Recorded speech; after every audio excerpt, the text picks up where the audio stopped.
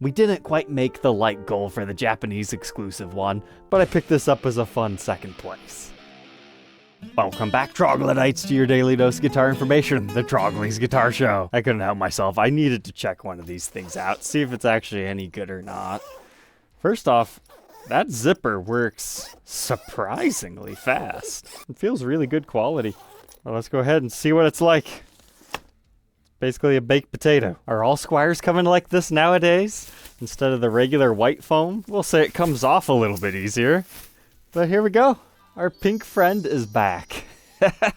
So we've got some changes. We talked about it in the first announcement episode. I don't really want to make this a super comparison. I just want to experience it for what it is, because it's cool. It's got the matching headstock this time with our kitty up here, as well as on our pick guard. But in case you missed our previous episodes, here's a little bit of a rundown. In the mid-2000s, Squier did a Hello Kitty Stratocaster. They also made basses of her little penguin friend. I didn't know about those. But they eventually became cult classics for metal dudes, because bright pink with kitties on them is just ripe for the memeing. And hey, this is a very popular Sanrio character, so there's many different people who can fall in love with these. To the point where they started to get expensive on the used market. We're talking anywhere between $500 and $1,000 usually. So for the 50th anniversary of Hello Kitty and her friends, they decided to do a limited edition release. I've heard that they're aiming for around 500 of these. I'm not sure if that's true or not, because at the time of recording, there's no official published number anywhere. That's just what some dealers have been saying. So what do we get? It's some sort of a Stratocaster being made by Squier, so it's not like those fishbone ones that were made that you can still buy for about half the price if you're interested. But speaking of the price, these are $500 brand new. Now, granted, you get cool memey guitar that really doesn't feel that bad, to be honest. I mean, look at these frets. I was not expecting those to be anywhere near as shiny as they are. I've bought guitars 5 times as expensive and got lesser polishing. But it's pretty bare bones. No tremolo, just a single humbucker. Got some white button tuners this time around with our smaller headstock. And of course, you gotta love your heart for the dot in Squier. As far as the basic gig bag that it comes with, it's got decent foam. About an inch thick. And the outside has the Squier branding, as well as Hello Kitty, done up in pink. And the zippers also have the pink accents. Doesn't look like these have a COA or anything, but you get a Welcome to Squier pamphlet, a truss rod adjustment tool, a silica packet. That's kind of interesting. You do get access to this whole thing by this zipper, but then you also have that internal storage. But you might be curious where these things are being made. And according to the backside of the headstock, it's in China. So realistically, it probably costs Fender maybe $100 to make the guitar, and another $100 for the Sanrio license. So I hate to say it, I don't feel that ripped off paying $500 for this, because as a brand loyalist, those Fishbones and other Hello Kitty knockoffs just never really interested me that much as the true Squier branding. So I'm really glad they brought these things back. So far, it feels surprisingly good. I actually bought this to see if it was good to give it to my daughter. But not only is this pink one available, there's a Fender.com exclusive white. It's just not quite as iconic, but that is technically the newest color you could review. And they had a whole plethora of additional merchandise, from Hello Kitty pick tins to straps to special cables. Japan had their own exclusive stuff that you can learn about in our previous episode, including a higher end version of this guitar, which is a made in Japan Stratocaster with a brand new design. But they also have a fuzz pedal this time. They're $100. You can't make this review and not buy it. I really like the box they made for these.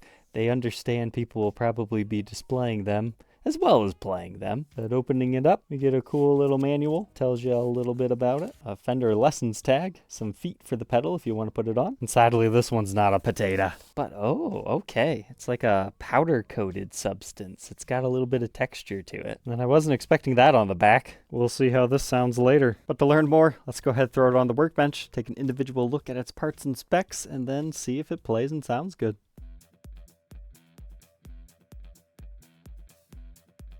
Inside the new Hello Kitty Stratocaster, let's start with our pick guard. Unfortunately, I don't have any experience with the originals, so I can't say is it the same or different. However, it's a lot different than I was expecting. I always thought this was like another raised section, like not a lot, but no, that actually just appears to be painted onto a single ply pickguard. I always imagined these to be like super extra thick, but no, it's not paper thin by any means, but thinner than I was expecting. I am curious though how well this might stand up to heavy picking scratches. It feels like you could potentially wear it off. But underneath your kitty, here's what you got to work with if you were planning on modifying this. I think it would have been a nice touch to have a swimming pool route under here just in case you wanted to modify the kitty pickguard, or they could have sold custom ones that somehow incorporate it. Although, to be fair, you don't really want to cover up her face, so there's limited modding potential there if you don't want to cut into her. But you could easily upgrade this humbucker if it's not to your style. This one's got a small paint chip right here. But overall, the routes look pretty clean, and you can just barely see through to the bare wood right here. It's advertised as an Okume body. O-K-O-U-M-E. Apparently, the originals were Agathis. Not sure if that really makes that big of a difference. But it is a new spec. Here's what the backside of the stock pickup looks like.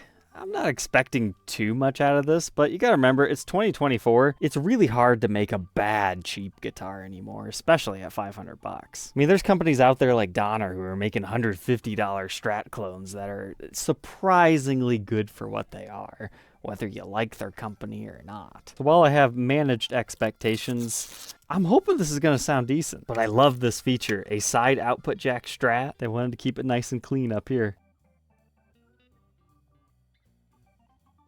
But it looks like they're going for a regular PAF, 7.37 k ohms. I'm kind of surprised they didn't go for like a hot ceramic thing. But the marketing didn't lie. We do have a pink lettered and numbered knob. Just one though, because that's all you need. And as far as the tailpiece, it gets secured by 5 screws, one in each corner and then one underneath them. It has 6 individual saddles for height adjustment as well as intonation. If you're new to guitars and you happen to be watching this is how you adjust the saddles up and down this way. And then you'll need a small Allen wrench to adjust your action this way. They do include that tiny Allen wrench. It was just right next to the truss rod one. And for you crazy modders, here's what you're working with underneath that bridge. You've got your grounding wire and the string through body and the residual holes. So if you really wanted to, could you install a Floyd Rose? Seems like it if you got the right equipment to do so. As far as the rest of the body goes, it's just a gloss poly finish. So it's kind of hard to mess those up. Straight out of the box, seems to be pretty nice. The body's about 1 3/4 inches thick and about 11 inches wide at the top and then 13 at the bottom, with a body length of about 15.5. And overall, just shy of 39. Now moving on to our neck. It's a maple neck with a maple fretboard. You can see where they join the 2 pieces of wood together there, so that means they don't have to utilize a skunk stripe. But you will notice your side marker inlays are also a pink color, just like the main inlays on the top of the fretboard. But so far, what's really impressed me the most is just how polished these frets are. You don't always get that. I was fully expecting to do a full polish job for my daughter on this, and no, 100% not needed. This is a gloss finished fretboard, so you're either going to like that or not, but that's a pretty standard basic option. But they did opt for a 9.5 inch fretboard radius with a 25.5 inch scale. But is this neck profile good for small hands? I measure a 1.66 inch nut width, increasing to 2.04 by the 12, so that's a little slimmer than some guitars. Not by a lot though. But first fret neck depth 0.83, then yeah, that stays pretty slim, 0.9 by the 12. Here's a look at that neck profile, first fret and 12th fret. Definitely a nice rounded C shape.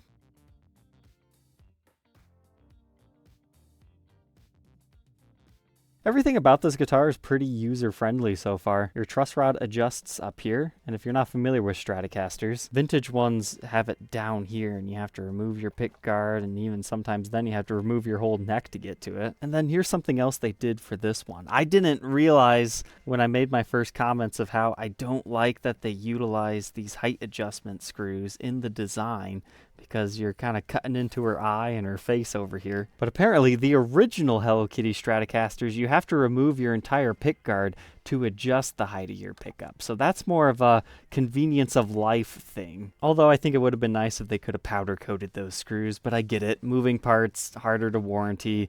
It would eventually flake off. It's not that noticeable from a couple of feet away. It's just a quality of life feature. As far as our headstock here, the vintage style poke it down, wrap it around style tuners. We've got our little girl there and our Squier branding again with a single string tree. Small headstock this time. Something to keep in mind though, this guitar only has 21 frets. So if you're a metal guy who likes to play a bunch of shreddy, mealy solos up here, that could become an issue, but for most people, I think you're going to be fine. But those are of the narrow tall variety. But now moving on to the back. You get additional Hello Kitty branding back here. If you ever have to restring the guitar, this is where you put the strings through. But it's got your regular contour over here. But where things are different from a regular Stratocaster is we actually have a back plate. But this time they made it as small as possible. It's just a little square. But hey, this is kind of interesting. I believe this humbucker is actually for conductor. They just tape off the 2 additional ones. So that means if you wanted to, you could replace this with a push-pull pot and have coil split tones. However, if you're going to do that, you'll probably just end up upgrading the pickup at the same time. But this cavity is certainly deep enough for a push-pull pot, so that's good to know. You know what? Why not? The reason why it might sound a little bit down in this episode is I just looked at how many other people have already made this review. I'm kind of regretting not buying the white one to be a bit different, so yeah, let's throw one of these coil splitters in here just for fun. A little work later, here we go. 7.33 in full mode, and then I put a push pot in here, so we do indeed have the coil splitting. Just as a forewarning though, this comes stock with metric style pots, so you will have to widen that hole a little bit in order to get that to fit. But there we go. We got something a little bit different this time.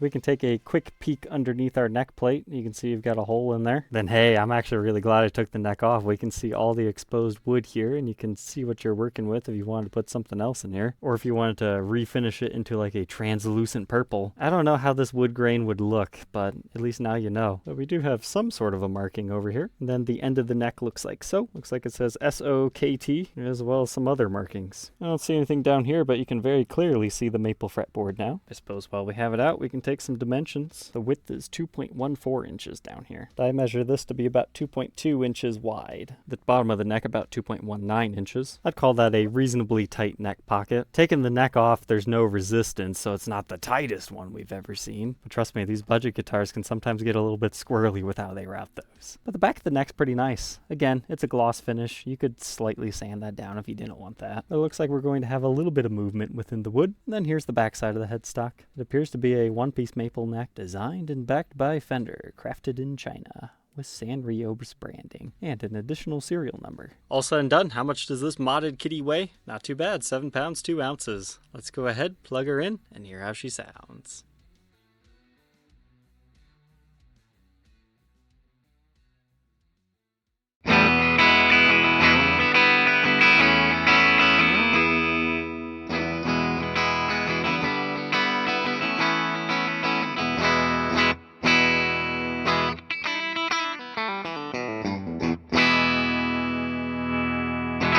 First impressions, not impressed with the humbucker at all. It's very bright and tinny sounding at 10.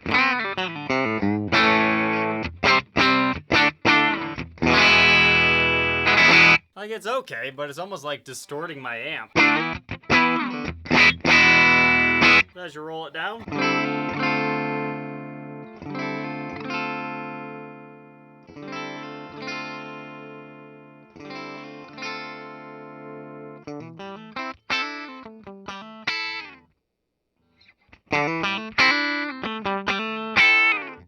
Almost has more telly elements to it. But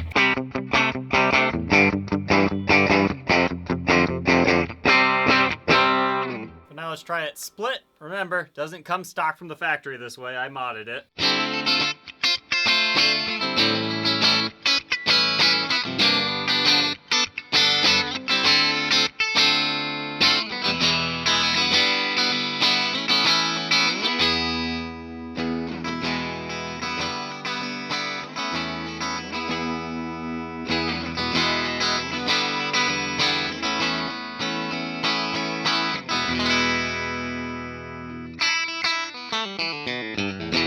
Not sure I'd waste your time on that mod with the stock pickup. So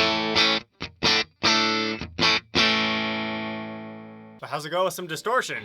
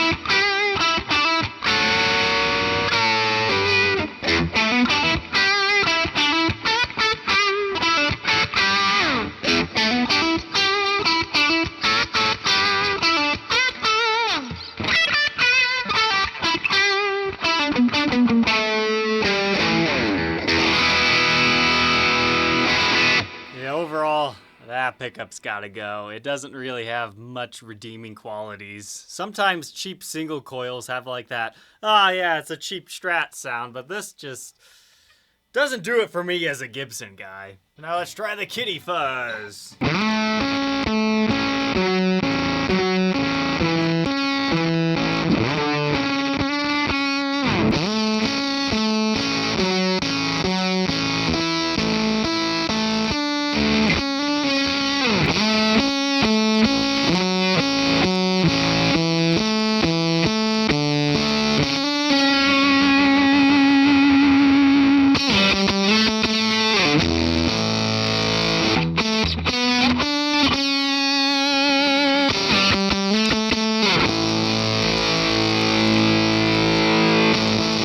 Well, that sounds about as good as I thought it was going to. Although it definitely makes me appreciate the regular tones of this guitar a bit more.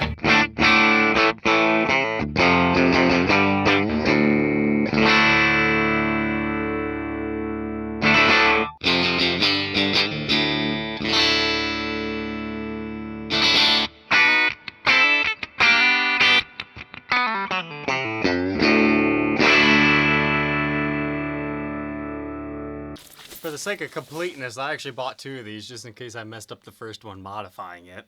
So let's see how a stock untouched one sounds.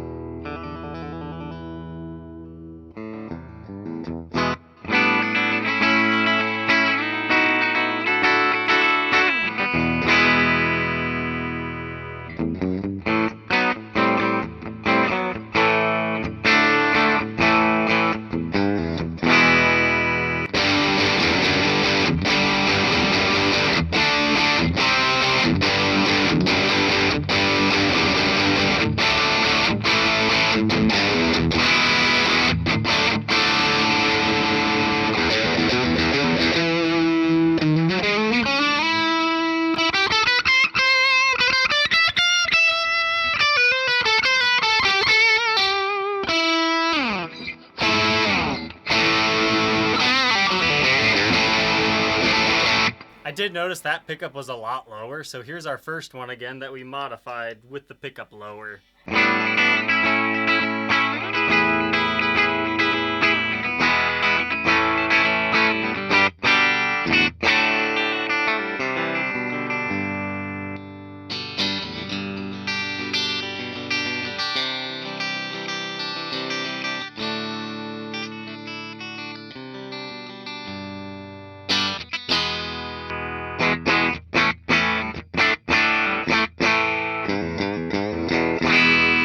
I would definitely say the stock pot has a darker tone to it, which pairs well with this pickup.